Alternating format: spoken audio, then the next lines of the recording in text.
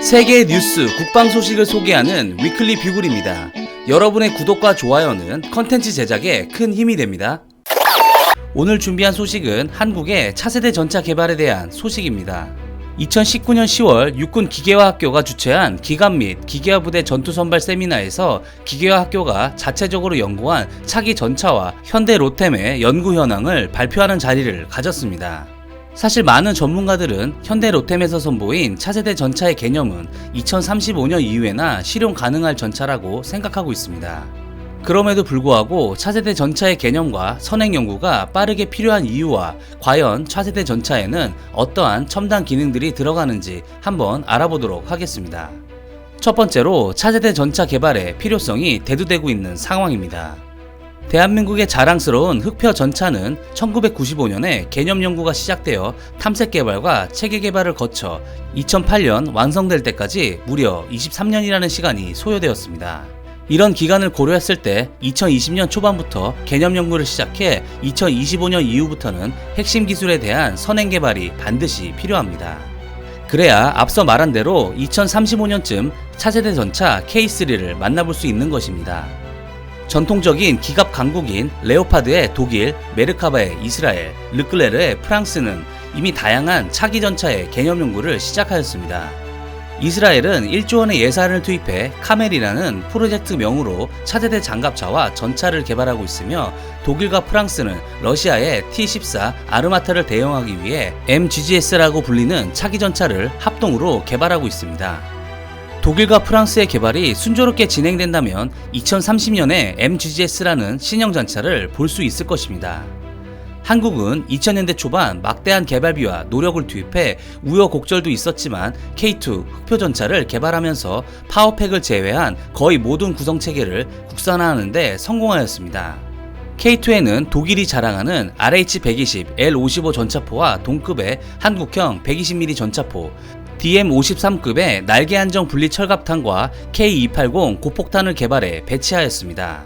게다가 세계 최고 수준의 층상복합 장갑을 개발하여 이 기술을 터키에 수출하는 쾌거도 나왔습니다. 그 당시 K2 흑표로 인해 한국은 독일, 미국, 프랑스와 견줄 만한 세계 3, 4위의 전차 기술력을 보유하게 되었습니다. 하지만 시간은 이미 많이 흘렀고 앞서 말한 대로 다른 전차 강국들은 이미 차세대 전차 개발에 열을 올리고 있습니다. 게다가 러시아도 T-14 아르마타라는 승무원이 모두 차체 부분에 탑승하여 포탑을 원격으로 조작하는 무인 원격 조종 방식의 4세대 전차를 내놓으며 세계를 긴장으로 몰아넣었습니다. 하지만 대한민국은 2008년 이후 추가 기술 개발을 거의 하지 않았고 이로 인해 독일, 러시아, 미국과 비교해 화력과 방어력 측면에서 기술 경쟁력이 상당히 뒤처진 상태입니다. 이는 자생력이 부족한 현대 로템의 회사의 어려움도 한몫하였습니다. 하지만 다른 전차 선진국들인 미국, 독일, 이스라엘은 지속적으로 야장군의 요구에 맞춰 성능을 강화하며 기술 개발을 하고 있는데 이는 야전의 요구에 대응하는 면도 있지만 자국의 전차 산업의 생존과 발전을 위해 지속적으로 일감을 제공하는 측면이 강합니다. 정리하자면 한국의 전차 강국 면모를 계속 이어가려면 차세대 전차 개발은 물론 현재 운용 중인 전차의 지속적인 성능 개발도 반드시 필요한 것입니다. 두 번째로 한국의 차세대 전차는 과연 어떠한 모습으로 개발될지 한번 살펴보겠습니다. 1번 중량 감소. 현대 로템에서는 아프가니스탄, 이라크, 이스라엘의 시가전 경험을 반영해 전차의 시가전 및 대게릴라전 능력을 중시하고 있습니다. 특히 이스라엘이 진행하고 있는 카멜 프로젝트의 장갑 설계의 영향을 받아 전차 중량을 30에서 40톤 수준으로 획기적으로 감량하였습니다. 그렇다고 크기가 줄어든 것은 아닙니다. K3의 크기 재원을 보면 기존 흑표와 비슷한 크기인데 무게를 줄인 방법은 새로운 기술에 있습니다. 러시아의 아르마타와 같이 전차 승무원을 2명으로 줄이고 포탑을 원격으로 조종하며 전차 승무원들을 집중 보호하는 캡슐형 구조물에 탑승시킴으로써 불필요한 방어 면적을 줄였고 A21 레드백에도 적용된 밴드형 고무 궤도를 적용하고 하이브리드 추진 기관을 통해 동력 기관의 중량도 줄인 것입니다.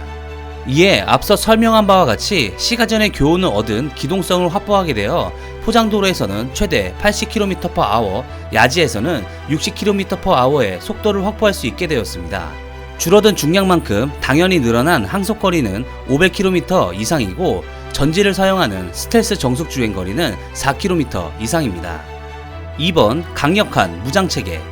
주포는 기존 화약을 쓰지 않고 마 10 이상의 고속으로 발사할 수 있는 전자기포 채택 가능성이 높으며, 이에 국방과학연구소는 현재 전열화학포 형태의 전자기포를 연구 개발 중에 있습니다. 또한 전차의 큰 위협 요소인 전차포탄, 대전차 로켓, 대전차 미사일뿐 아니라 박격포탄, 무인기 등도 요격할 수 있는 고출력 레이저포를 부무장으로 탑재하는 방안도 고려하고 있습니다. 또한 네트워크 체계와 연동하여 다수의 표적을 동시에 타격할 수 있는 다포적 동시 타격 유도탄도 탑재하고, 거기에 더해 장거리 타격용 대전차 미사일을 탑재하여 포탄으로 부족한 측면을 보완해 적전차를 완벽히 파괴하려는 의지를 담았습니다. 세 번째, 방어 및 감시 체계. K3는 시가전에 대응하기 위한 방어 체계로 하드킬 능동 방어 체계를 기본 장착함과 동시에 IED 방어 능력을 고려하여 방어 체계를 설계하였고, 적이 레이더 등 탐지 수단을 이용하여 탐지하기 어렵도록 스텔스 체계 또한 적용하였습니다.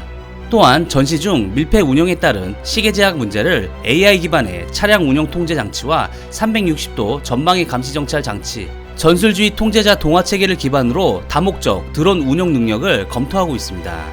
특히 우리가 눈여겨봐야 할 사항은 360도 감시 체계입니다.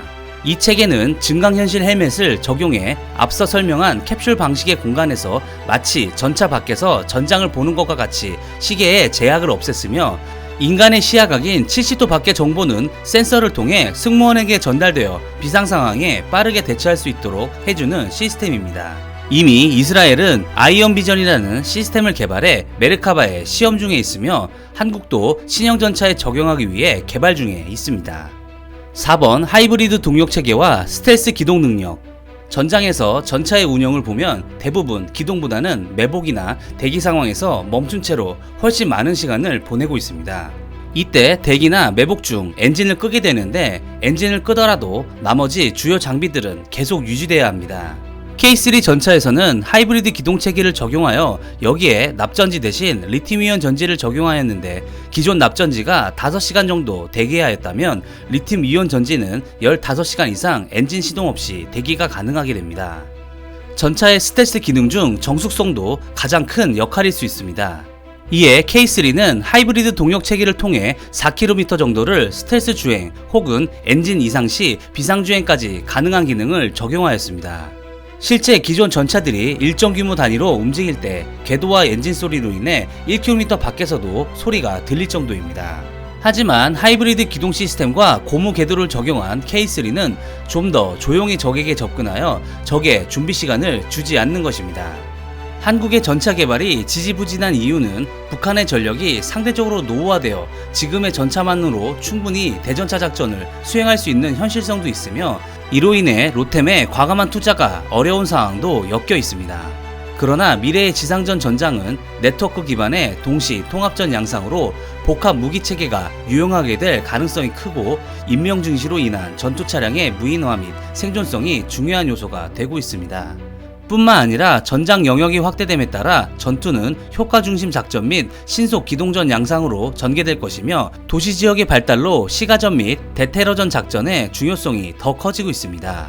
게다가 어떠한 상황으로 인한 갑작스러운 통일이 되었을 경우 당장에 중국이 우리의 주적으로 부상할 수도 있는 상황도 고려해야 하기 때문입니다. 이러한 이유들로 한국도 4세대 전차는 결국 필요하고, 우리 군 특성상 육군의 전력에 막대한 비용을 쏟기 때문에 결국에는 개발 사업에 착수할 것이라 생각됩니다. 2014년 러시아가 우크라이나를 침공하며 동유럽과 북유럽은 러시아의 위협으로부터 자국을 지키기 위해 기갑병력에 대한 엄청난 투자를 하기 시작했습니다. 당연히 수많은 신형 전차에 대한 수요는 엄청날 것으로 판단됩니다.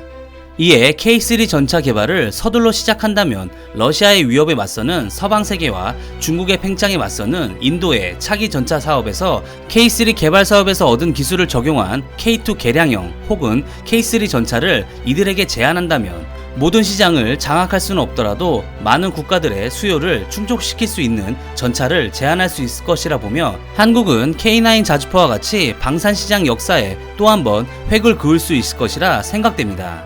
또한 K3 전차와 이 기술을 바탕으로 개량한 K계열 전차들이 지키는 대한민국의 육군 전력은 세계 3대 전력으로 우뚝 설 것으로 생각됩니다.